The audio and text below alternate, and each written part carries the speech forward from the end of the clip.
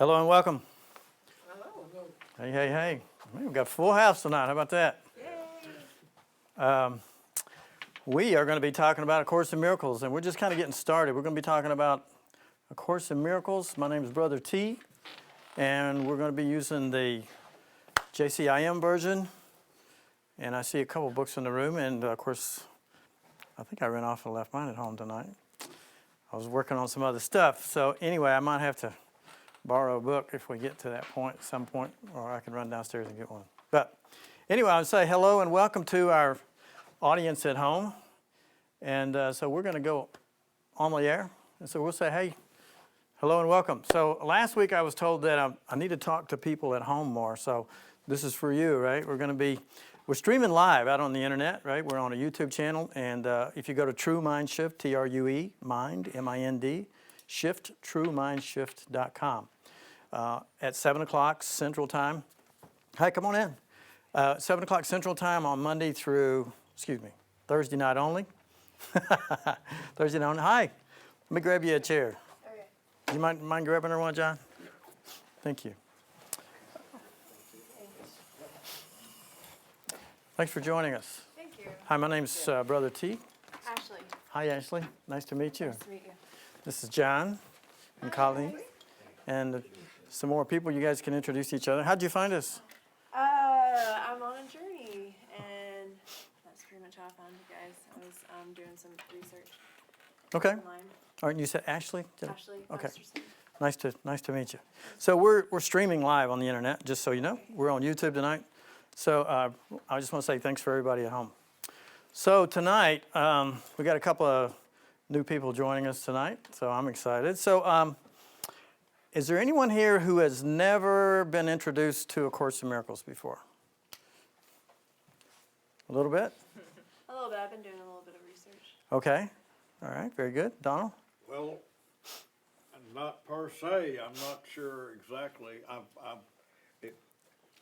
looking for something called Law of Attraction is what I was started on. If that's the same thing or not. Okay, well, it kind of is. Can I borrow this? It kind of is. This is the book. It's called A Course in Miracles. Now, this is the JCIM version. So you might have found the Foundation for Inner Peace version, which is a blue book, right? And the reason that we use a JCIM version, guys, is because, well, I guess I didn't make the transition. Okay, so now I'm saying hello. How y'all doing? Thanks for being with us. The reason we're using this copy is because about 25% of this original version, called the Your Text version, was removed from the Foundation for Inner Peace version. So this is the book that we're going to be pulling from.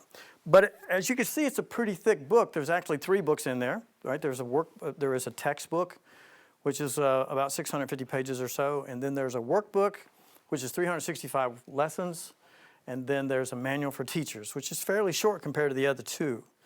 And the 365 workbook lessons, what I usually recommend for people to do if you're new is, get a copy of the book and just go through one lesson a day. You don't want to do more than one. And if you get stuck on a lesson or it doesn't make sense to you, it's okay to work with it for a few days. It took me almost 2 years to get through the workbook lessons the first time I went through it. So no hurry, no worry. 10 or 15 years from now, we'll have this down real well, right? So no problem. So since there are a couple of new people, and I would like to just play a little bit tonight. I heard that someone had a very difficult question in another class this week. And it was hard for people to, and I think, if I'm getting this right, what was asked was, can we see God in certain events? In other words, we say God is everywhere, all in all, right? And can we see God in the things that don't appear to be, don't appear to be good, right? And then I heard somebody ask a very difficult question. Did you bring that to class tonight by any chance? No? Okay. You covered it enough last night? Oh, yes. Okay. And again today. Oh, and again today. Okay. So we can start there. So you might think of anything in your history, and it could be, even aging, or it could be, an illness, or it could be death itself, or it could be where somebody else is doing something to someone else near and dear to us. You know, I mean, I remember one time watching this video about these guys that were being trained really to be, well, they were being conditioned. And the way they would condition them is they would be required to murder dogs in a very, very, very, very unloving way and torture them. And then, of course, they'll do that to people, ultimately, if they graduate from that class, I suppose. It's hard to see God in that, right? And, of course, we all have stories or things that we could point to that we might say, okay, that would be difficult. So, how can a spiritual pathway help us, and how can we get past some of the things that appear to be going on, even if it's not in our lives, in other people's lives? And as we were getting started tonight, I think, Donald, you asked, we were talking about what's the end game, so to speak, or how do we get past these personal health issues, or how do we get past, other issues that are coming up in our life? I mean, really, what's going on? So have you really, really pondered that question? Because we could take a whole, long, long list of things that make us uncomfortable, yes? Long list of things that make us uncomfortable. So tonight, I would like to just pretend. Okay, we'll pretend a little bit, and I want to tell a story. And it really, when we get done with the story, we'll see if it makes sense to you. Okay, and it's just an imaginary story. Okay, so we'll start here. Imagine that you're a superhero, and you have superpowers. What would that look like? Let's say, let's talk about some of those attributes. Let's say that you're omnipresent. What would that mean? You're infinite. You're present everywhere, and we could say every when, because we're just telling a story. And let's say that you're omnipotent. What would that be? All powerful. All powerful. And omniscient. All knowing. Right? So you're a superhero and you're omniscient, omnipresent, and omnipotent. Right? And so what are you afraid of? Fear is there. Is it? Fear is always, it can be, but it doesn't touch you. Well, let's say you're a superhero. I mean, what is Superman afraid of? I know we invented something in that story called kryptonite, right? And so there was one thing in all of the universe that he was afraid of. One thing. And it was for him kryptonite, yes? Okay. So, but let's say that if there were no kryptonite, or at least when he was on Krypton, using him as an example, he was one of my favorite superheroes when I was a young boy, right? There was no fear. There was no possibility of fear because you're omnipresent, omniscient, and omnipotent. So, you're asked to accept a mission. You're asked to accept a mission. And that mission is that other members of your family that you maybe have known, or maybe you didn't remember them or whatever, but they got trapped in a faraway land. And when they went to this land, when they went to this dimension, when they went to this place we could call, we could say like Earth, right? Kind of like that. We say like it's another world. And when they went there, they experienced some things that were not actually possible for them to experience, but when they went there, they kind of got hoodwinked. They got fooled. They forgot that they were superheroes. They forgot that they were omnipresent, omniscient, and omnipotent.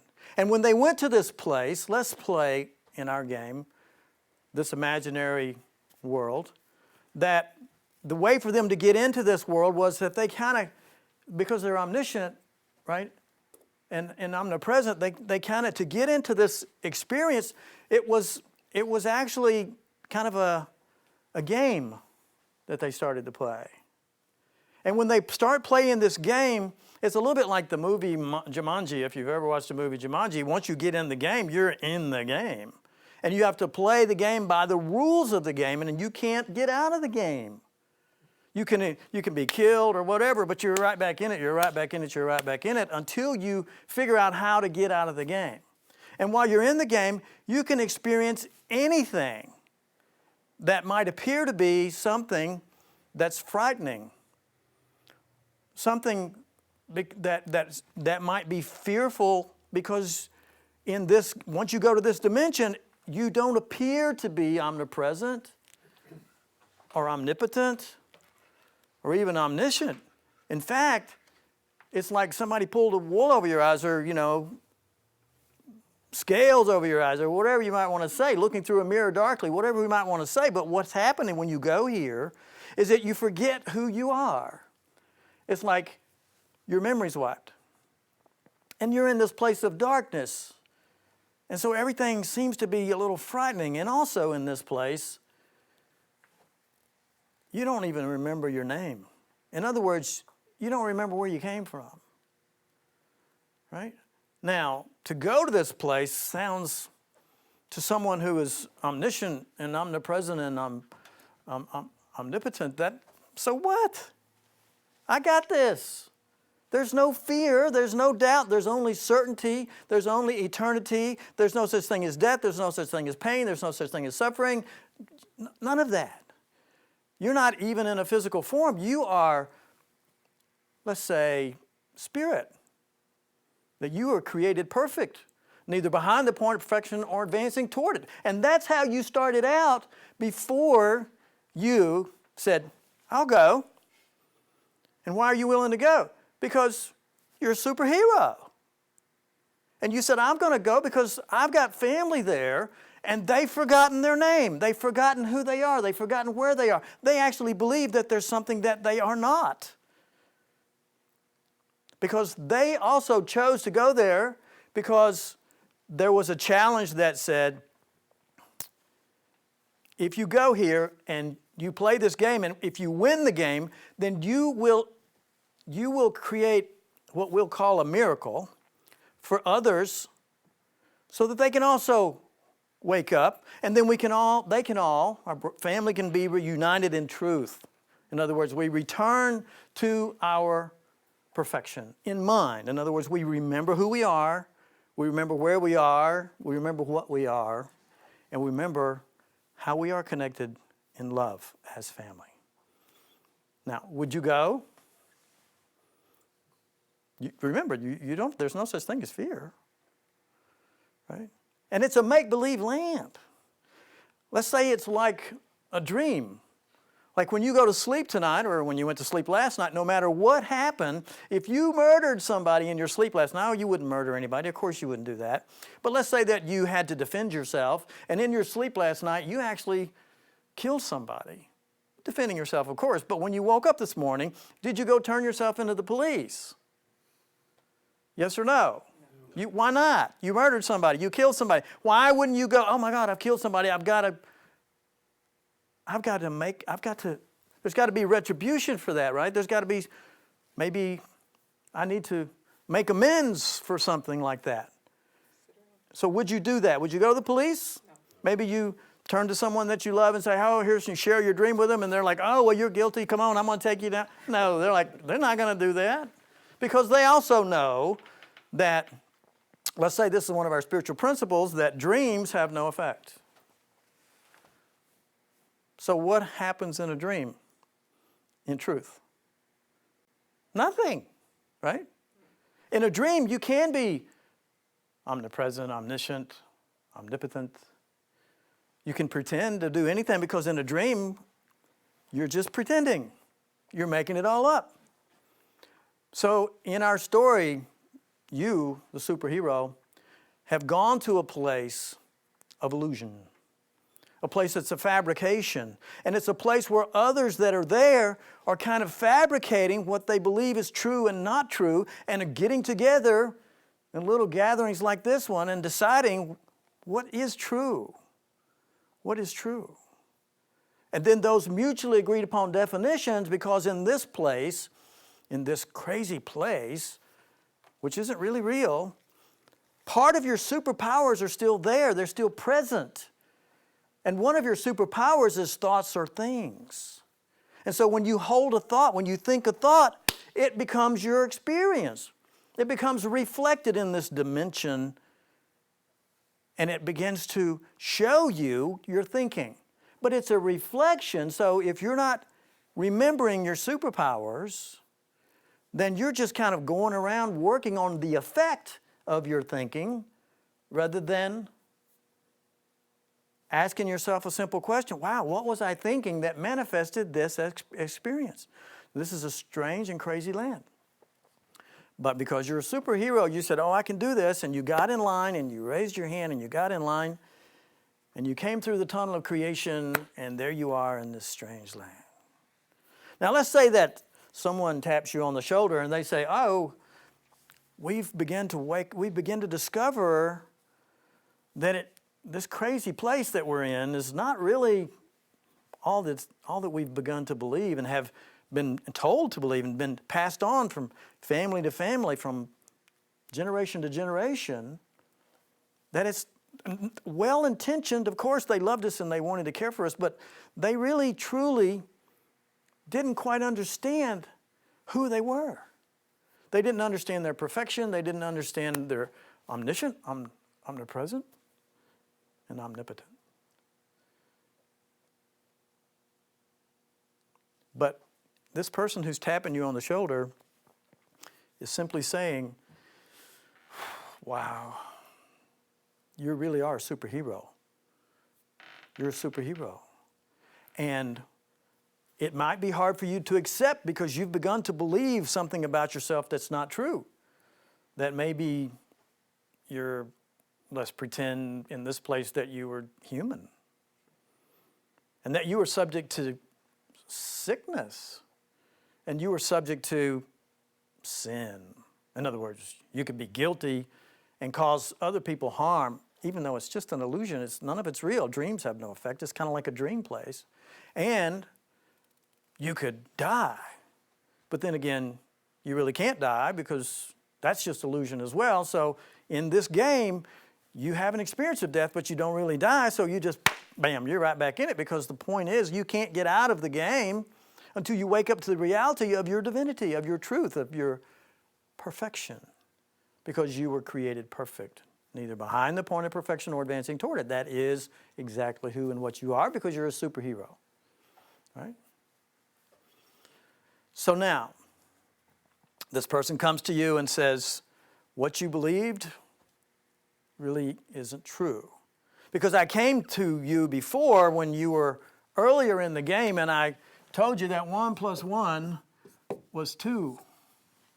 But you were part of a young group, a very young group. In fact, your parents at that time didn't think that, arithmetic was important. And so they just said, well, we'll send our children to see this person, this enlightened being, and he'll tell them the truth. And so some of the parents got with their kids after the teacher had left and said, what did he tell you? 1 + 1 is 2. And then others said 1 + 1 is 3. So they all got together, the parents did, and they said, well, my kid's right. And the other one said, no, my kid's right. And the other one was, my kid's right, whatever. And so they finally decided, as a society, as a group of people, that they were going to have a vote. And so they voted, and guess what won? 1 + 1 is 3. But that's not what the master, that's not what this truth seeker or truth teller, this enlightened one who had remembered who she was, shared with people. So this one comes back, and you've kind of grown up now, even though everybody's mutually agreed upon this definition that 1 + 1 is 3, this one comes back and says, not really true. 1 + 1 is 2. But now that you've kind of graduated, now that you're no longer early on in this experience, you're kind of graduating and you're more mature and you can handle, I'm going to tell you, this is going to rock your world. 1 + 1 is 2 is going to rock your world because you've based everything on a false narrative.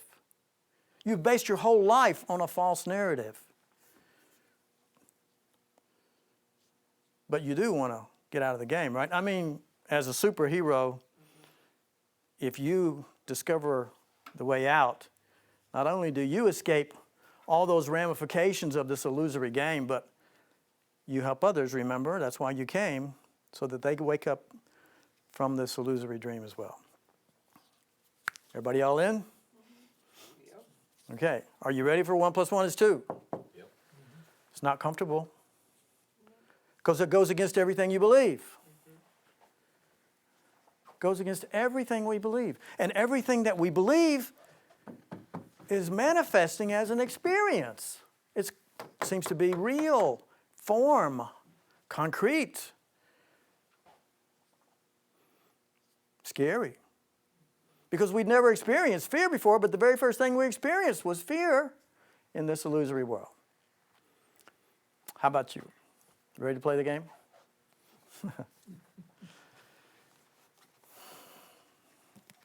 That's what this book is about. So let's start off with what seems unreasonable. The master teacher came before and said 1 + 1 is 2, but only a very few people got it. Very few. And he taught them even more than that, but that was lost in translation. That was lost by those who were still really not quite understanding the full narrative, if you will, of truth, of who you are as a superhero. This beautiful, perfect representation of life and love. And so it comes to us in the form of a book from a teacher who says, it's time to know the truth. And that's what A Course in Miracles is about. And I just told you what it's about. And there's almost 1,400 pages to tell you what I told you in about 15 minutes. And what did I tell you? You're not who you think you are. You've been living and believing a lie. Because you're not frail, you're not fragile, you're not guilty, you're not subject to death, you're not subject to pain, you're not subject to suffering, you're not subject to aging, you're not subject to illness, you're not subject to things that are happening because dreams have no effect in reality. And so when we see something that looks horrific, someone torturing an animal or a person, or someone dying, or someone with illness and disease, it looks horrific. And we then go into fear, we go into struggle, we go into suffering, and we go into trying to fix the effect. But we got to go back to the cause. And the cause is right here. It's the 1 + 1. Because you are the one, the superhero. And you are one with the one. Omnipresent, omniscient, and omnipotent. You and God, in our story and in truth, are one. You are one with your Creator. And it appears to be 2 because it looks like duality, like it's split off. But you're in a dream of separation. So, if we can accept this, if we can just begin to accept that that's even possible, then guess what happens? Your superpowers start returning. And one of those powers that we've already talked about, we said thoughts are things. So what you believe becomes your experience. Do you believe you're a body? What if you're not? Do you believe you're vulnerable? What if you're not? Do you believe other people are being harmed or killed or injured or murdered? What if they're not? What if in this game there are actually other superheroes that came here like you did in this experience, and what is shared to us in this teaching and is called a tiny mad idea, that we could dream a dream of separation. So, back to earth, back to us, back to our real life, which really isn't much different from what I just shared with you. Imagine if you could clear your mind of fear, of doubt, and guilt, which are illusions, of misperceptions, that you could experience a miracle. Everybody wants to experience a miracle, and some of you know, according to A Course in Miracles, a miracle is a sudden shift of perception. And you may be having a sudden shift of perception right now, considering that the story that I've shared with you tonight about the superhero that you are is actually true, because it is you. You came here to save us. You are omnipotent, omniscient, and omnipresent. And no matter what looks like's going on in an illusion, in a world of effects that are caused by misperceptions, and thoughts are things and being outpictured and reflected back as something other than love, a miracle is a shift of perception that takes us back to love, because that's exactly what you are. So when Jesus was here 2,000 years ago, He helped people to wake up to the realization of who they were. He didn't heal their bodies at all. He purified their mind of illusion by telling them 1 + 1 is 2. And they got it. And He's telling it to you again now. Are you willing to get it? Are you willing to do the work? Are you willing to let go of the conditioning of the world that is absolutely born in fear? And it's a liar, it's a false narrative, it's not true. I know there's all the evidence that you'll ever need that says, oh, it is true, it is true, it is true. I saw it on the newspaper. I saw it on the top of the fold or whatever they call it. I saw it on social media. I see it everywhere. There's sin, there's sickness, there's death, there's abuse, there's hatred, there's war, etc., etc. But you're the superhero. It's time to don your cape. It's time to wake up. And no matter what you see out there, there is a part of you, right? Because you're a hero. And let's say you're a hero of spirit. We could call that a Holy Spirit. We could say that that's your true self. Nothing more than your right mind. And that part of you never fell asleep. Just like the part of you today that's right here in this conversation with us right now. Yeah, you're awake, right? You're living your real life, right? Are you?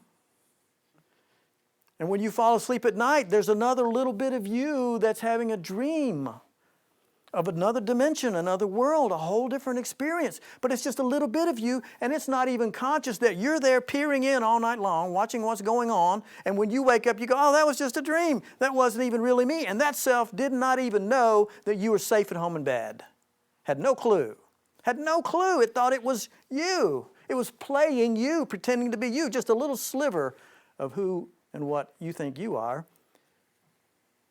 And it was far short of the you that's here right now. Well, this hero self, this true self, is peering in right now, and the dream that you're having right now, and going, wake up. You don't even realize that you're safe at home in heaven. You never left. Just taking a little nap on a beautiful little knoll or beach. You get to choose. Maybe you'd like to be at the center of the sun or the center of a gigantic diamond the size of the sun.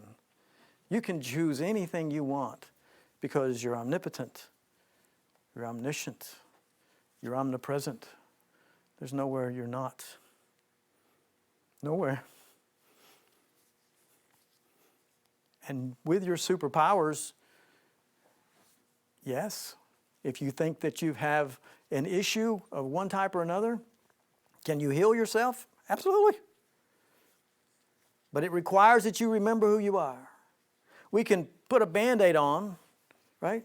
But we can also wake up to the realization of who we are, and the body can experience instantaneous healing.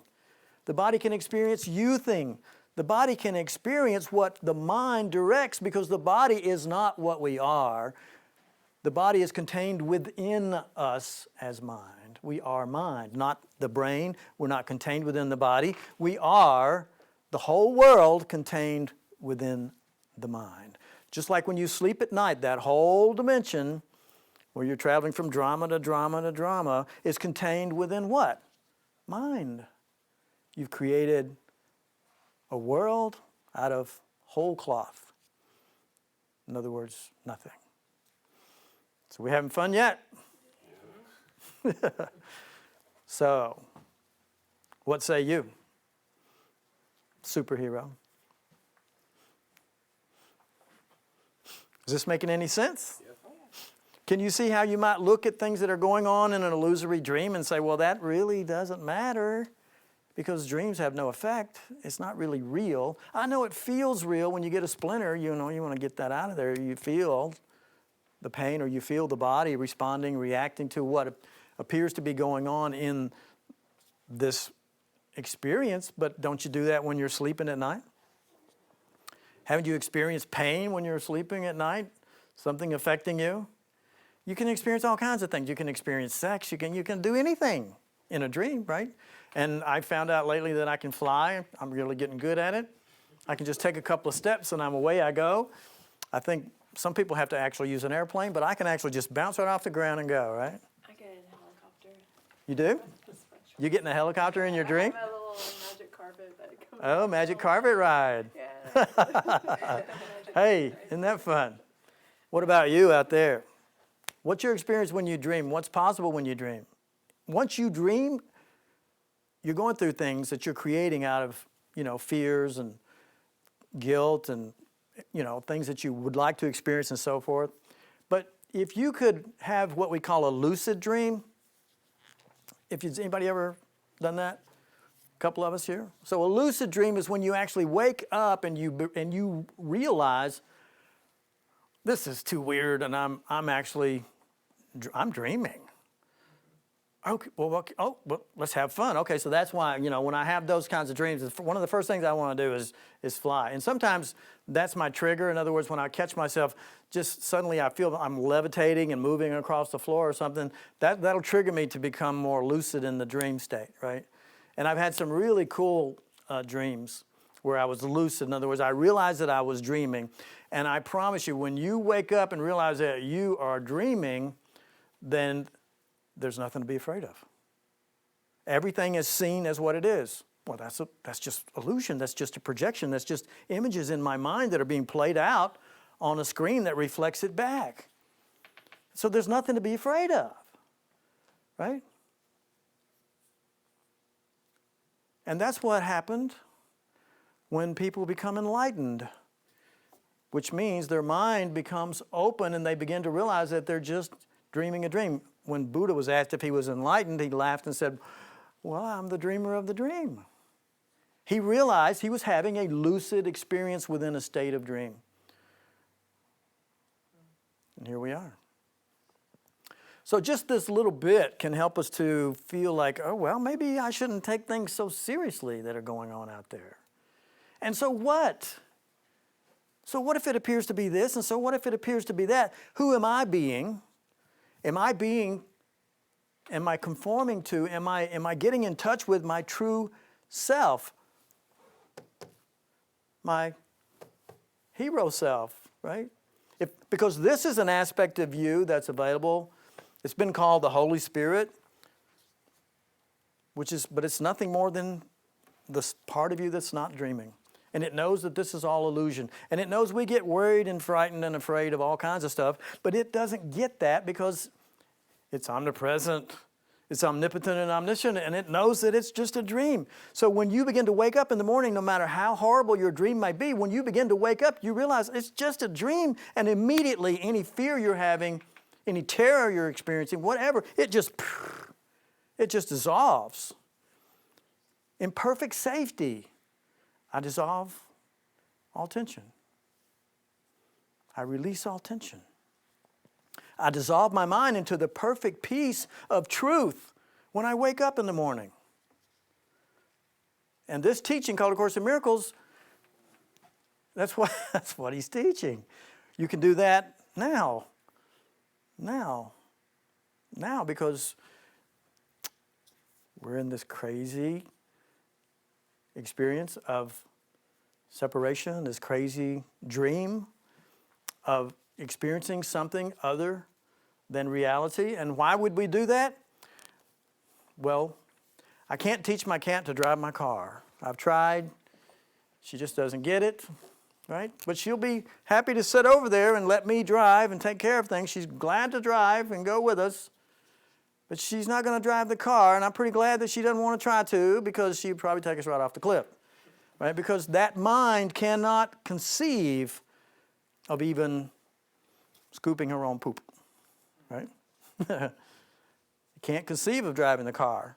So this little mind that's having a dream of separation can't conceive of literally the other truth of self as an expression, because that's a different self. It's not possible for that mind. That mind is just a dreaming self. So what happens to the dreaming self at night when we wake up?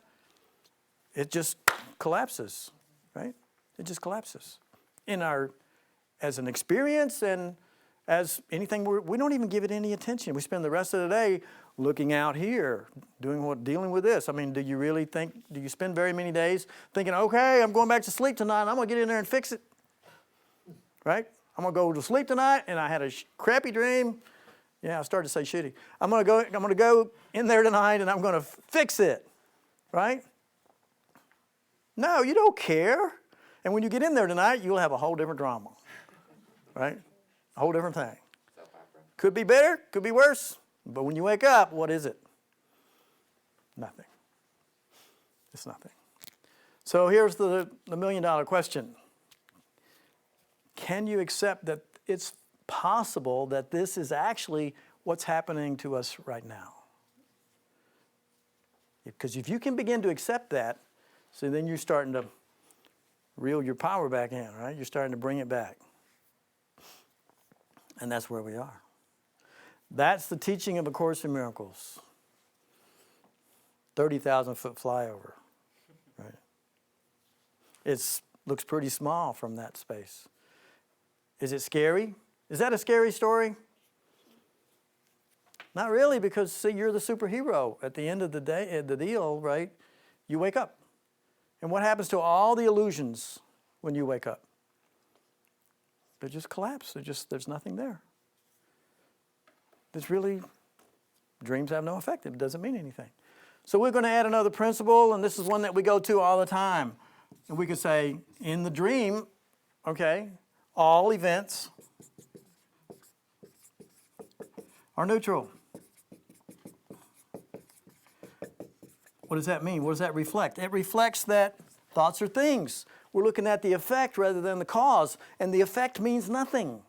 It only points back to the cause. And what are the cause? What's the cause? My thoughts, my belief system. And a belief's just an idea that we keep thinking over and over and over, right? Till we accept it, because guess what? We accept it because if we keep thinking it, it begins to be our experience. It's a self-perpetuating, right, system. No wonder we're so damn confused. No wonder we're so lost. No wonder we get mad at who's president and who's not president. Or we get upset about all kinds of stuff that literally mean nothing. They mean nothing. So another key to your awakening, and it's a word that you've experienced before, but I'll share it to you tonight since we're having a little fun, because it's one of the most important things that you can remember, right? If you realize that all of the stuff that's going on in your life is actually the result of who's thinking? Mine. Yeah, it's really not Trump's fault. I hope that's not bad news for you out there. But the only thing you're really experiencing is a reflection of who's thinking? Your own thinking, right? So if your thinking is creating your experience, Can you let yourself off the hook for your experience, what you're experiencing? I know you might want to go blame the minister. I blame the minister sometimes. Depending on what I'm being preached about. We having fun yet? Yes, we are. I love my minister. So, can you let yourself off the hook? Because if dreams have no effect, and if all events are neutral, then who are you holding responsible for the experiences of your life? They?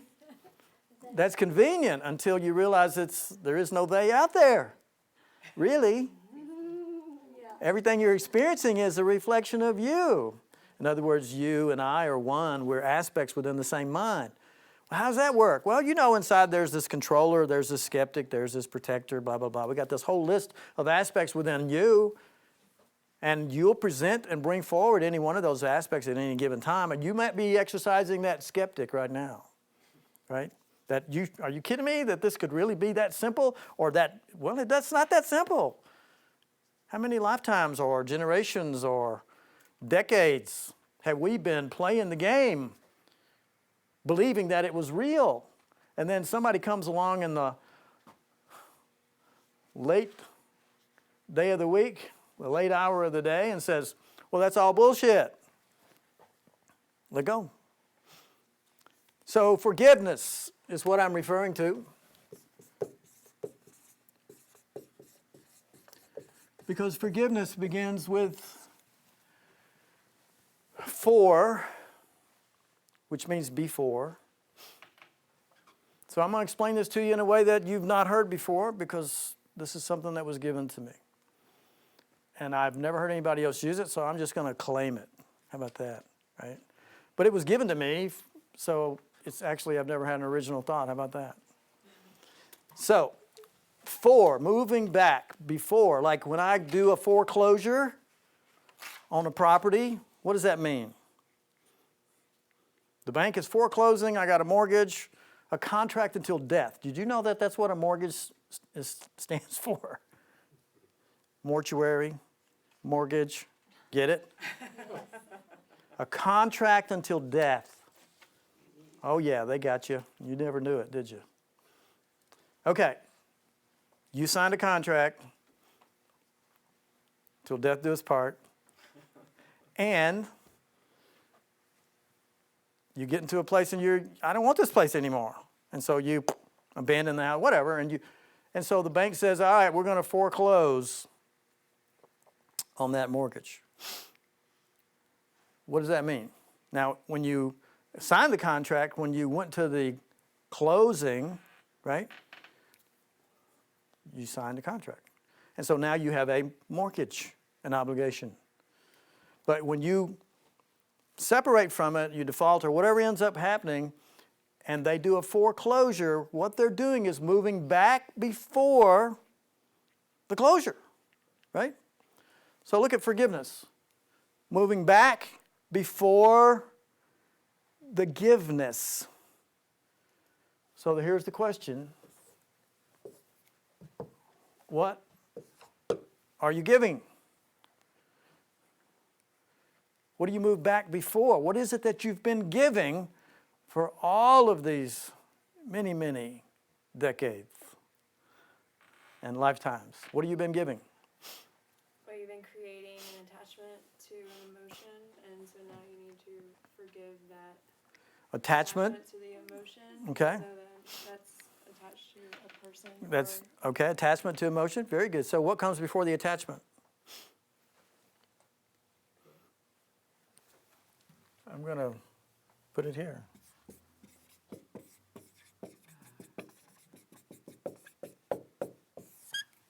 A judgment. So really what I'm doing is moving back before the judgment. And what's the judgment? Well, it could be good, could be bad, and everything in between. But you correlated it to something. You correlate this judgment to the past, right? So last week or the week before, we were here and we were playing and we said, what is this? And everybody would probably agree that this is a water bottle. How do you know? How do you know what it is? We've been taught that's what it is. You've been taught that. So you have to go back to the past.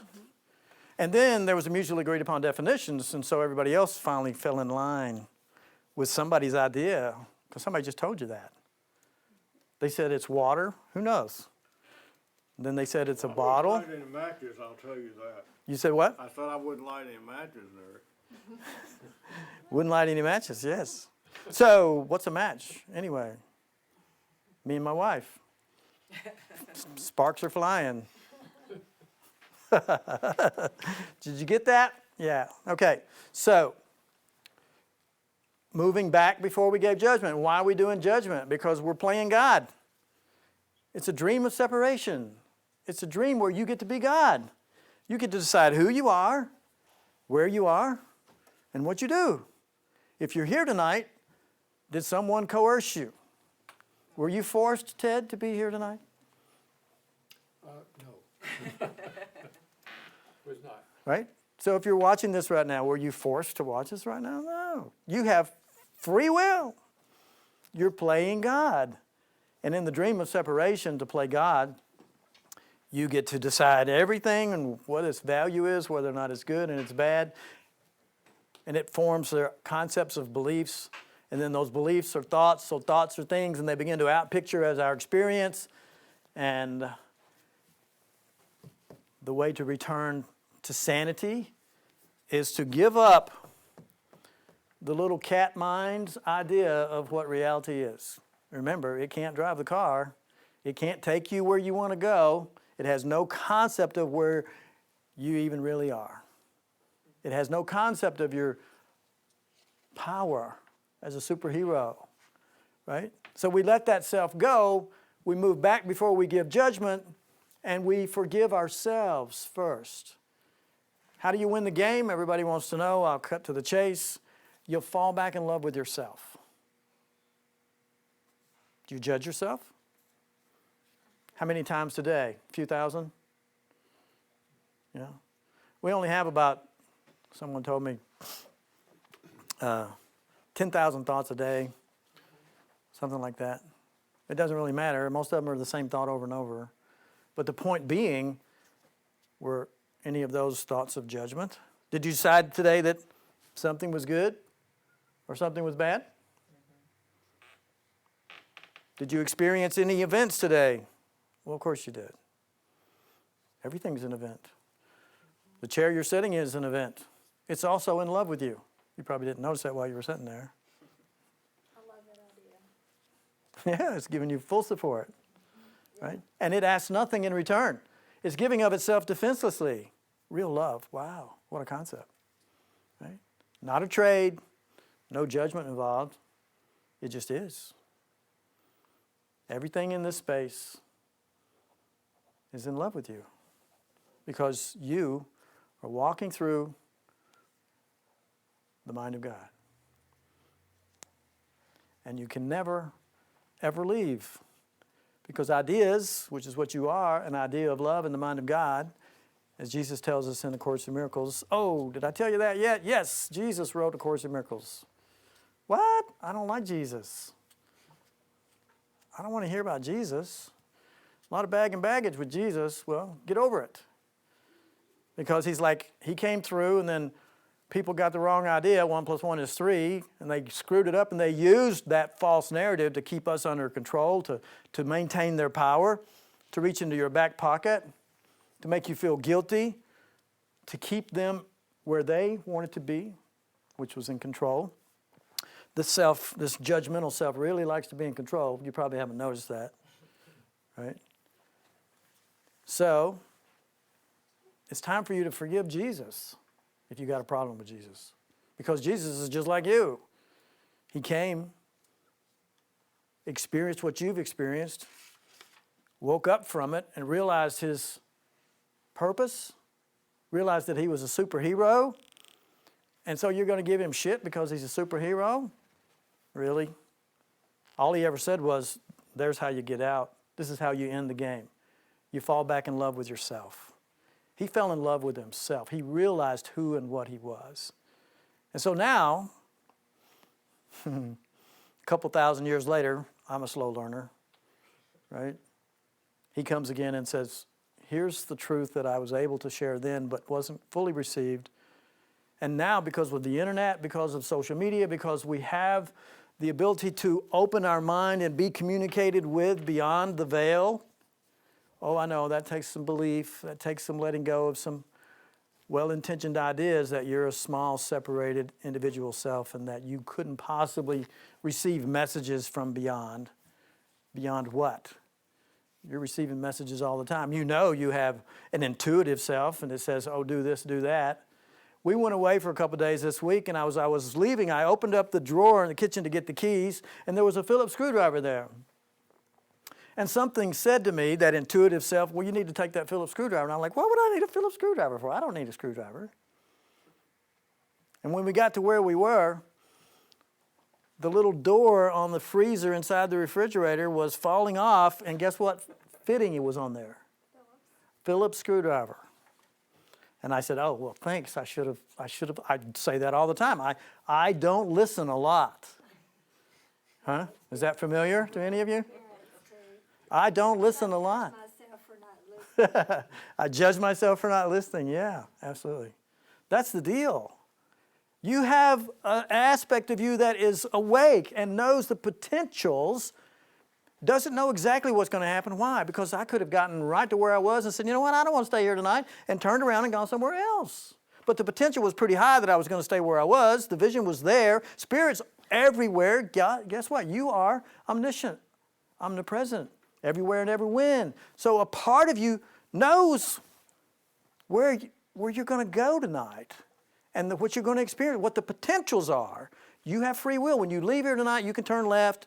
You may be planning on turning right, but when you get there, you might go, oh, and turn left. But the potential might be highest that you're going to turn right.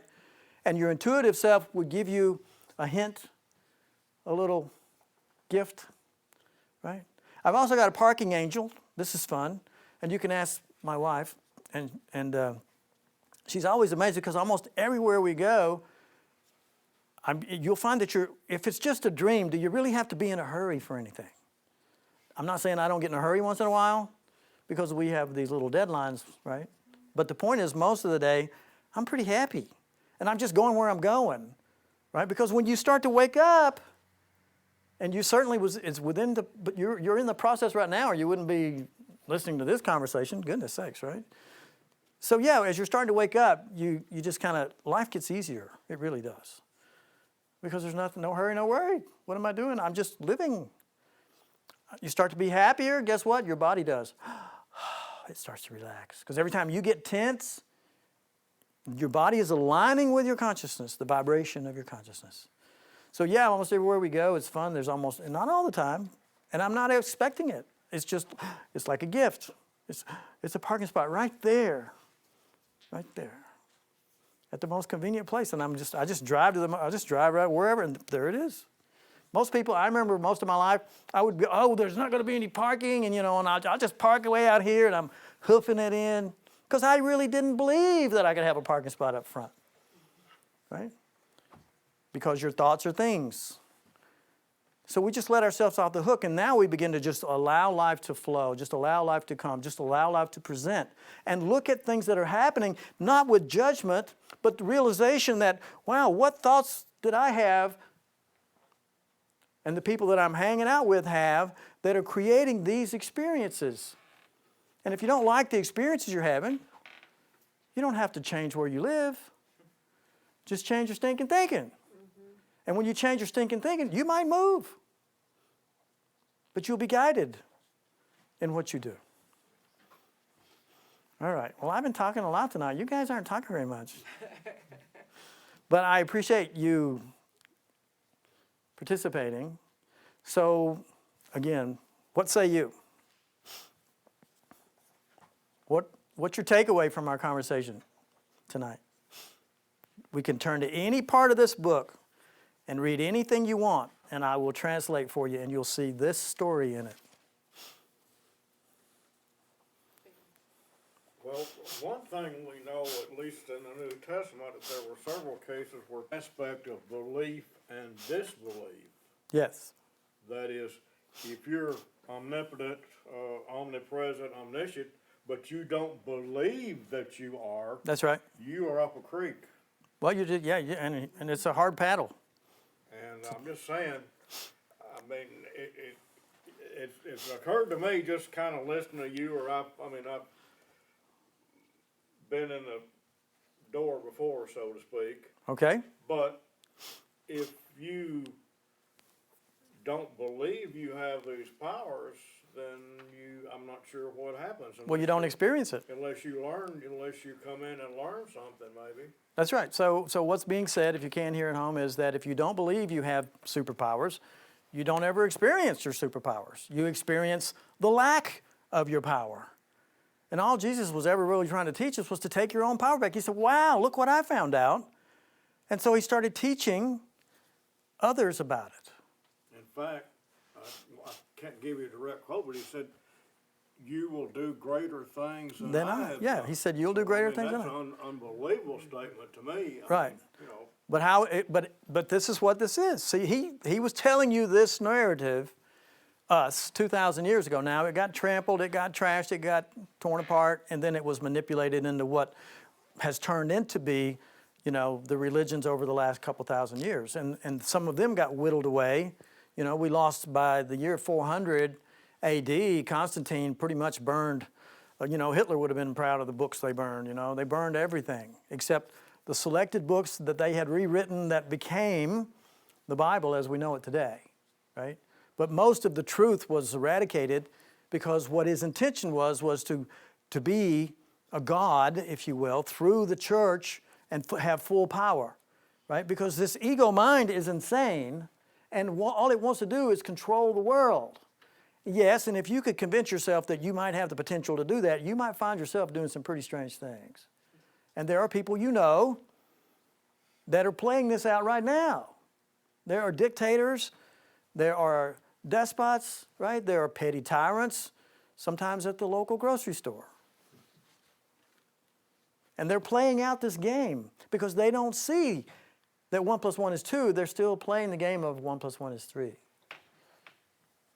So let's read something from the book, and if there's something that you've got, either a lesson. I want to read something. Okay, please do. I was reading this today, and I don't know, it was touching to me. Okay, so we're going to read. I'm going to get a little closer so they can hear you. Page 744. Okay, paragraph 44 on page 7. Christ inspires all miracles, which are really intercessions. They intercede for man's holiness and make his perceptions holy. By placing him beyond the physical laws, they raise him into the sphere of celestial order. In this order, man is perfect. Okay. So I felt like you were saying that about Can I- man healing himself. Can I read it again? I'm going to read this for the folks at home in case they might not, because you have such a beautiful soft voice. It's actually paragraph 32. No, excuse me. We're in chapter 1, and these are principles of miracles. So this is principle number 32, but it is paragraph 44 on page 7 of this book, right? Christ inspires all miracles. Christ, who is Christ? Is that Jesus? No, it's not. It's your higher self, is Christ consciousness. Christ consciousness is you. The Holy Spirit is you. It's not something separate from you. It is the part of you that never chose to sleep. So this Christ consciousness, if you will, inspires all miracles. It also inspires getting Phillips screwdrivers out of the drawer, right? Which are really intercessions, okay? So you're dealing with this life. The small self is dealing with the life, but the small self isn't really you. The kind of the dreaming small self isn't really you. You are the Christ consciousness self. And so the higher self, if you will, the true self, your right mind, kind of comes in and intercedes, right, to wake you up. So miracles, and by God, we didn't talk about it, but I'll share this with you. Miracles are a sudden, we did talk about it a little bit, didn't we? A sudden shift of perception. Yeah, we did talk about it because it's not there. So that's a sudden shift of perception out of the mind of fear, the small self, into the awakened mind of the true self, the higher self. So Christ inspires all miracles, which are really intercessions. They intercede for man's holiness. In other words, they remind us of our truth self and make his perceptions holy. So that would be the self, right? It corrects our perceptions. Remember, miracles are a sudden shift of perception. So when you shift to love, that's a holy perception. It's a perception of truth. You begin to become lucid in the dream of separation. By placing him, you and me, right, beyond the physical laws, in other words, instantaneous healing, is that a physical law that you can't be instantaneously healed? Well, we could find a few people that would argue for that, right? But we have experiences of the opposite. We don't always talk about it. Well, that's a miracle. But a physical self is an effect. So the cause, and we're always looking at the effect and saying, oh, the body healed itself. Oh, the mind corrected itself. And when the mind corrects itself, the body just lines up with this new perfection, this realization of self. By placing him beyond the physical laws, they raise him into the sphere of celestial order. In this order, man is perfect. Thank you. Fun stuff. Does that point to our discussion? Absolutely. Anybody else want to share something? A challenge, maybe? I love a good challenge. Want to see what time it is? Oh, we're doing good. What you got? Lesson 5? Yeah. You want to do it? I am never upset for the reason I think I am. Oh, that upsets me. I am never upset for the reason that I think I am. Yeah, we're looking at the surface. We're looking at the effect. What's going on underneath that is there's a judgment going on. And when we're judging, check this out. You're out of alignment with who you are. You're not going to like this, but I'm going to share it with you anyway. God did not create you as a thinker. I better think about that. That's the small self, pretending to be God, thinking, making shit up. So if you're not created to be a thinker, what are you created to be? Awareness of what God is, love. This whole curriculum, this whole book has one objective: to remove the obstacles to the awareness of the presence of love. Have you noticed? Your chair is loving you. Removing the obstacles to the awareness of the presence of love. I'm not upset for the reasons that I think I am, because I'm in my small mind and it's making judgments about illusions. But when I'm making a judgment, I am out of alignment with my true self. And so there's a dissonance in my vibration. There's a dissonance in my experience. I'm creating a dissonance between what I am and what I'm pretending to be, acting as. Right? So with that in hand, can we read this? Sure. You mind if I read it? I got to start bringing microphones up here so you guys can, so I don't have to do all this work. I'm never upset for the reason I think this idea, like the preceding one, can be used with any person, situation, or event you think is causing you pain. Apply it specifically to whatever you believe is the cause of your upset, using the description of the feeling in whatever term seem accurate to you. So you can talk about your feelings, embrace your feelings. Don't deny your feelings, accept your feelings. Look at them and ask the question. Turn within and ask your higher self, what's the truth? Start the dialogue, make the connection, because you've never been alone. You can't be alone. And that voice of truth is with you. The upset may seem to be fear, worry, depression, anxiety, anger, hatred, jealousy, or any. We just have fun with that. With any number of forms, all of which will be perceived as different. This is not true. Because that's just stuff we're making up, right? We're creating ideas, judgment, and thinking things are good or bad, and giving it definition playing God, and then our body resonates with being out of alignment, and it turns into anger. Well, what is anger? Anger is a defense. A defense from what? Because we're feeling fear. It's just another iteration of fear is all it is. Jesus said there is never, in A Course in Miracles, there is never an excuse for anger. Wow. Now, he didn't say except when. He said there is never an excuse for anger. But he does not say deny it, though, if you feel it. That's right. He does not say to deny it. He says take responsibility. Because what is it? It's a thought. What kind of a thought is it? A judgment. Are you in alignment when you're having thoughts of judgment with your true self? No, you're out of alignment. And so you think somebody else is doing out here, and you're like, and it's not it's not them. It's you're out of alignment when you're judging them, and the dissonance that you're feeling is within you, and you're projecting it onto them because it's a hell of a lot. It feels a hell of a lot better to make them guilty. Plus, it's easier. It is easier, but the unfortunate thing about that is that when you judge somebody else, you're making them guilty, but you're also scooping more guilt onto yourself. Because have you not ever judged someone and then an hour later, a day later, or a year later, you look back and say, oh, I just wish I hadn't done that. Because now you're feeling more guilty than ever. Because guess what? You reap what you sow, I guess. You reap what you sow, and giving and receiving are one. You can't give anything that you haven't received. So you've already said, I'm guilty as hell, and it makes me uncomfortable, so it's you, right? So it's really not you. However, until you learn that form does not matter, it doesn't matter. Matter doesn't matter.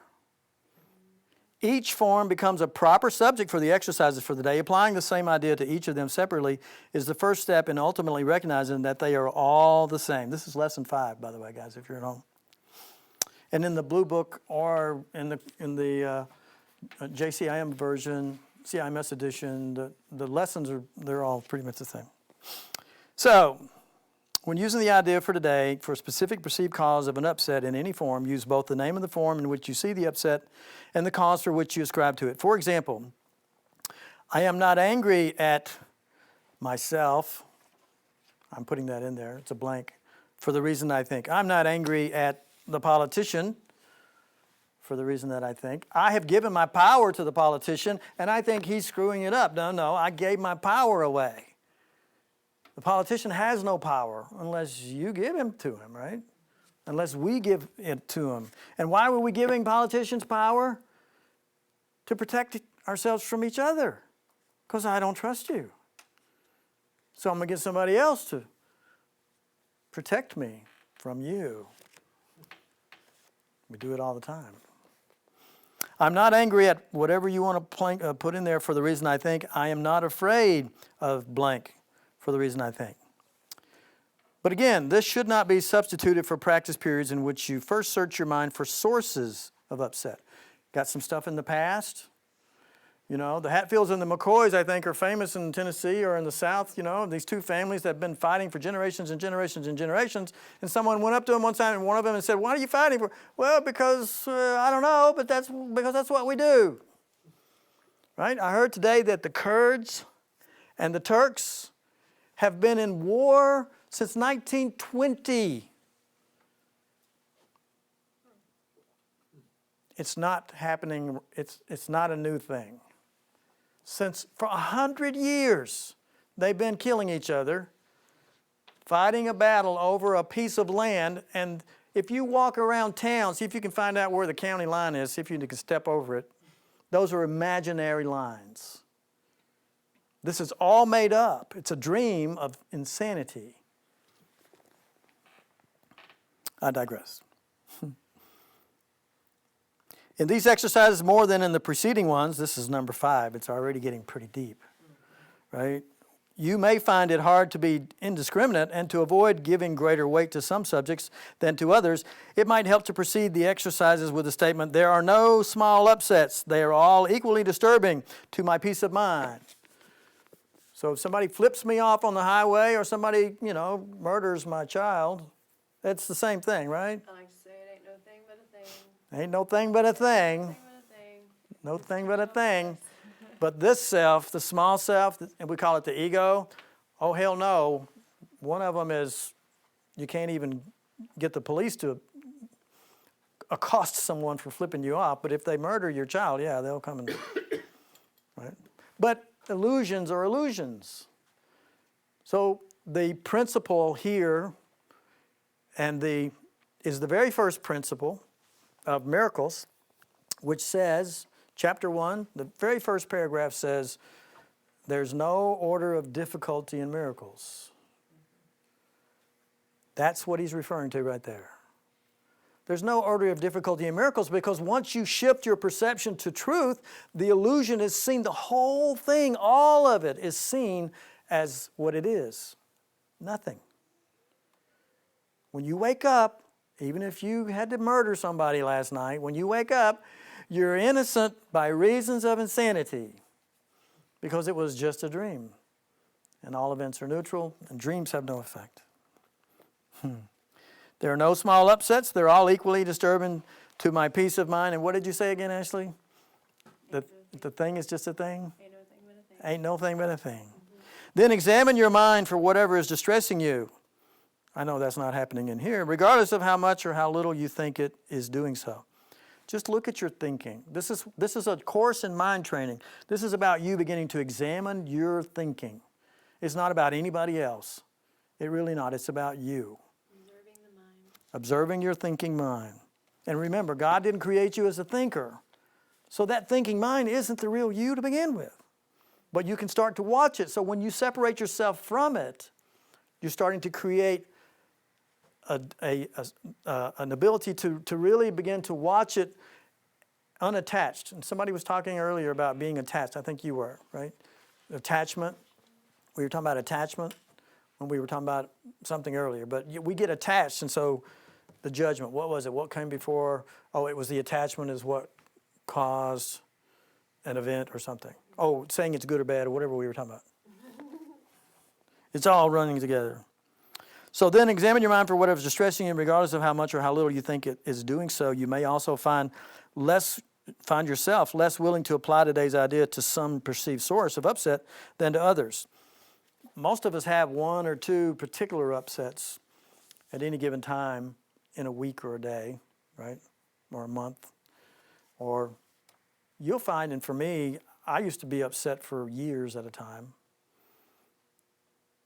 because I thought, like the Hatfields and McCoys, that, oh shit, that really happened, and those people were really bad people, or bad events, or they did something to me. Wife one, wife two, whatever, right? No, they were innocent. I was giving everything all the meaning that it has.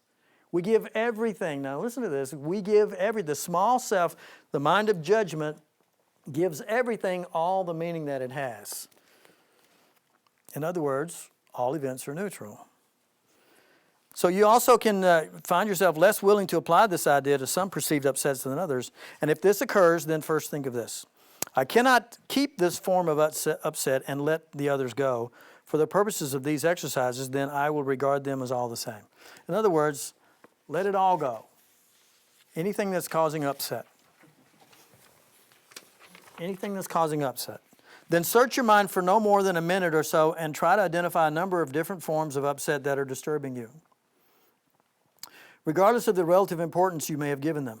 Apply the idea for today to each of them using the name of both the source of the upset as you perceive it and the feelings as you experience it. Further examples are, I am not worried about blank for the reasons that I think. I am not depressed about blank for the reasons that I think. And here's a little twist. I may not be happy about blank for the reasons that I think. I just won the lottery. Is that good? Sounds good, but can you forgive it? It's the same illusion as saying that something else is bad. In fact, you might find more healing in forgiving the good things than the things. It's easy to find things that are bad. Start looking for the things that are good and saying, well, is this true? Do I absolutely know that this is true? Can I have proof that this is the absolute truth? And if I can't, then I need to forgive it. Move back before I gave judgment. Because I am free, I am free, I am free.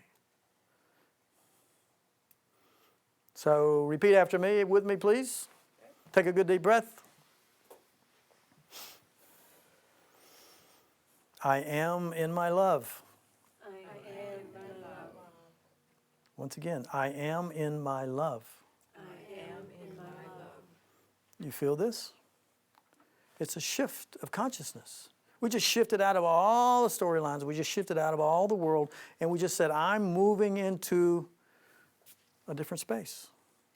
You decide in every now and now the state of your consciousness.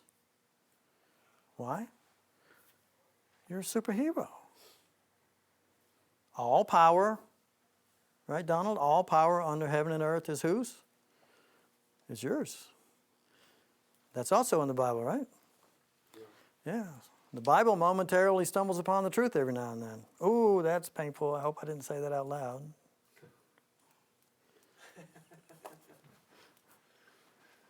It's blasphemous. That's okay. There's places we could go tonight just because we're having this conversation. Or if you were a Christian and they would just summarily murder you.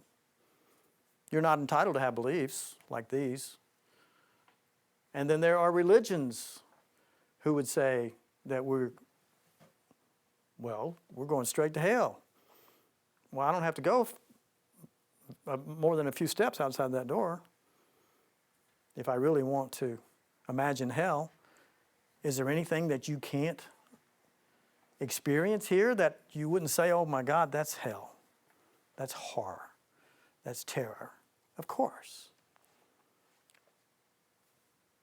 Let's change the storyline. Actually, the only place we can ever go is heaven. We're already in an illusory world of suffering, apparent suffering. The burning is the desire to get the hell out of here. Because it appears that we are dying and that we are guilty and that we are sick and we are aging and we're physical and we're vulnerable and all the stuff that we've already covered. And that's not true. So we'll say it again. All events are neutral. This is an event. I'll say it again. I am in my love. I am in love. I love myself. I know who I am. I know what I am. I know how I serve. Word, I am word. So what is word? Word is the energy of the Creator in action. You are an aspect of the Creator of all that is. And all that is love. You are an aspect of the energy, movement of the mind of God. You are an aspect. That's the return. That's the awakened mind. I am in my love. My chair is loving me. My table is loving me. My water bottle is loving me. My loved ones are loving me. I am the energy of the Creator in action through those before me. When we look at our brothers and sisters and see them in their truth, their perfection, neither behind the point of perfection nor advancing toward it, and we must see them therefrom, if we really can ever forgive ourselves for all the judgment that we've laid on them, when we begin to see their innocence, the miracle is well in play. It's underway. She found us a cat this week. And it was remarkable to me how quickly we fell in love with the cat. Now, she's been with us for 3 days, right? And I'm already in deep love, and I'm like, and today I'm thinking, wondering, I'm asking for guidance and saying, what's the truth here? And so what came was, you see the innocence of yourself in this cat. So who are we going to fall back in love with? Ourselves.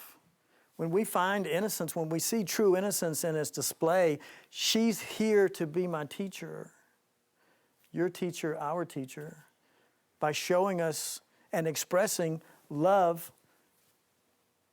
with no agenda, with no need to puff herself up as a very important cat, though she probably already has a place in my heart now as a very important cat. No, that's specialness, right? We're going to talk more about specialness. Specialness is a big topic. But tonight I'm having so much fun with you, sharing this discussion. And so when we see a baby or our significant other, and I hope yourself, when you see your reflection, and you can remember your innocence, you're waking up.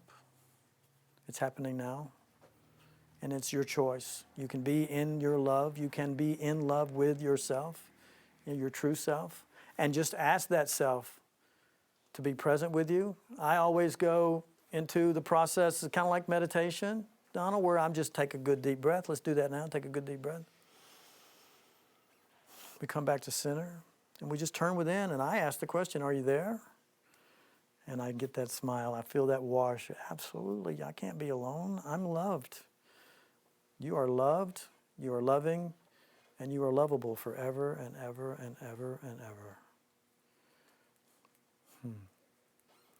And everyone you've ever met, that you've ever had any kind of a relationship with, they are deeply and profoundly in love with you, in truth.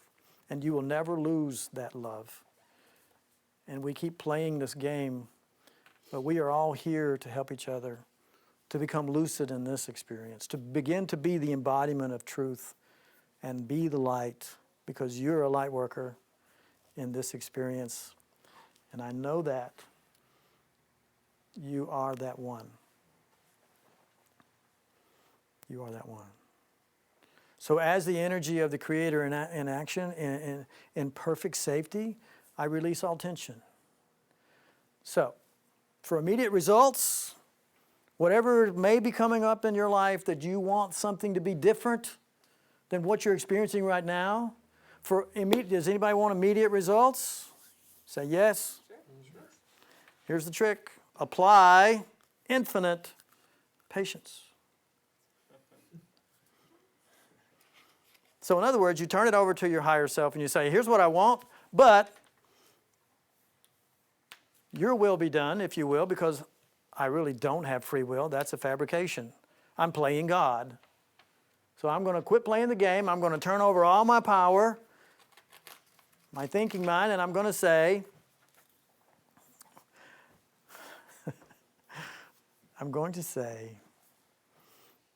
thy will be done. This is what I would like to see, and then I'm giving it to you, and now it's done. And the only thing that I need, that I can possibly want to do or need to do after that is to be grateful, because it'll come in the form that's absolutely appropriate for me and everyone else that'll benefit from me if what I'm asking is in alignment with truth. I like to say patience requires sensitive action. Oh, I love that. Isn't that nice? Yeah, patience requires sensitive action was shared with us. Not my will, Yeah, write that one down at home. Right? Patience requires sensitive action. Well, we've talked about a lot of things tonight. All events are neutral. Thoughts are things, right?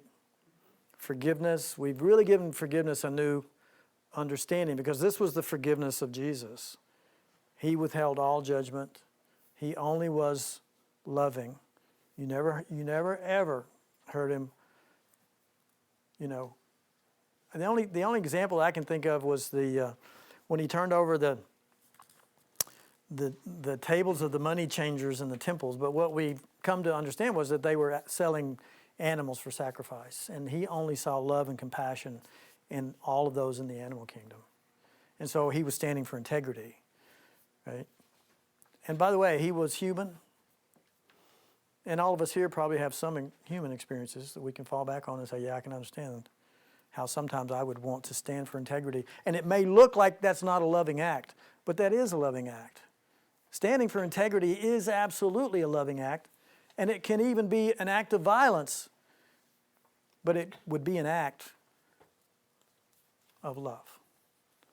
We'll talk about that maybe next week if you guys bring it back up again. So I want to say thank you to everyone at home. Thank you for being with us whenever you're watching this, which is right now, right? And I want to say thank you to everyone here. It's really been great to meet you guys, some of you for the first time, and to play in this dimension with you, those of you that have been hanging out. Does anybody have any last questions or anything you want to say before we close? Okay. Thank you. Oh, well, Yeah. my pleasure. Thank you. Can I borrow somebody's book and we'll close with a prayer? In the latter lessons in the Course of Miracles, you'll find, when we get up in lessons 230 and so forth. Now he refers to the Father, but you can say Mother. You can say creative source. It doesn't really matter. And a lot of times when you hear me reading this, a lot of times, when he says the Son of God, I'll say the children of God, or I'll say, the daughter of God. Because it's all just made up. The gender idea, there's no separation. There's no gender in spirit, none of those things. We get hung up on words.